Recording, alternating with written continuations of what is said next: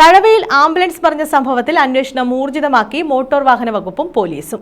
രോഗിയില്ലാതിരുന്നിട്ടും സുഹൃത്തുക്കളെയും കൂട്ടി ആംബുലൻസിൽ സൈറൻ മുഴക്കി യാത്ര നടത്തിയത് നിയമലംഘനമാണ്. അപകടത്തിൽ 4 പേർക്ക് പരിക്കേറ്റു. തഴവയിൽ ആംബുലൻസ് മറിഞ്ഞ സംഭവത്തിൽ വിശദമായ അന്വേഷണത്തിനൊരുങ്ങി മോട്ടോർ വാഹന വകുപ്പും പോലീസും. കഴിഞ്ഞ ദിവസമാണ് അമിത വേഗത്തിലെത്തിയ ആംബുലൻസ് നിയന്ത്രണം വിട്ട് 11 kV വൈദ്യുതി പോസ്റ്റ് ഇടിച്ച ശേഷം തലകീഴായി മറിഞ്ഞത്. വവ്വാക്കാവ് മണപ്പള്ളി റോഡിൽ വടിമുക്കിന് സമീപമായിരുന്നു സംഭവം. ഈ സമയത്ത് റോഡിൽ മറ്റു വാഹനങ്ങളോ യാത്രക്കാരോ ഇല്ലാതിരുന്നതിനാലാണ് ദുരന്തം ഒഴിവായത്. രോഗികൾ ഇല്ലാതിരുന്നിട്ടും സൈറൺ മുഴക്കി അമിത വേഗതയിൽ പോയ ആംബുലൻസാണ് അപകടത്തിൽപ്പെട്ടത്. ആംബുലൻസ് ഡ്രൈവർ വവ്വാക്കാവ് മുണ്ടകപ്പള്ളിൽ തെക്കതിൽ ദിനു ലത്തീഫ്, ഒപ്പമുണ്ടായിരുന്ന വവ്വാക്കാവ് കാവുകുന്നേൽ കിഴക്കതിൽ തസ്ലീം, കടത്തൂർ കൊല്ലന്റെ പടക്കതിൽ നിസാർ, കടത്തൂർ ലക്ഷ്മി ഭവനത്തിൽ അഭിനവ് എന്നിവർക്കാണ് പരിക്കേറ്റത്. ഇവരെ കരുനാഗപ്പള്ളി താലൂക്ക് ആശുപത്രിയിൽ പ്രവേശിപ്പിച്ചു.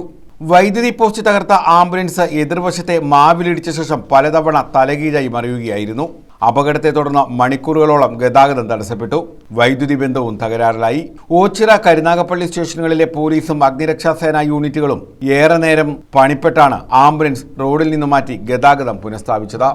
രോഗി ഇല്ലാതിരുന്നിട്ടും ആംബുലൻസ് അമിത വേഗതയിൽ പോകാൻ കാരണം ലഹരി വസ്തുക്കളുടെ ഉപയോഗമാണോ എന്നതുൾപ്പെടെ അന്വേഷിക്കുന്നുണ്ട്. രോഗി ഇല്ലാതിരുന്നിട്ടും സൈറൻ മുഴക്കി അമിത വേഗതയിൽ ആംബുലൻസ് പാഞ്ഞത് നിയമവിരുദ്ധമാണ്. നിയമം ലംഘിച്ച് ഇത്തരത്തിൽ ആംബുലൻസുകൾ യാത്ര ചെയ്യുന്നതായി മുൻപും പരാതി ഉയർന്നിട്ടുണ്ട്. ഈ സാഹചര്യത്തിലാണ് അന്വേഷണം ഊർജിതമാക്കാനുള്ള തീരുമാനം. News bureau, Thazhava.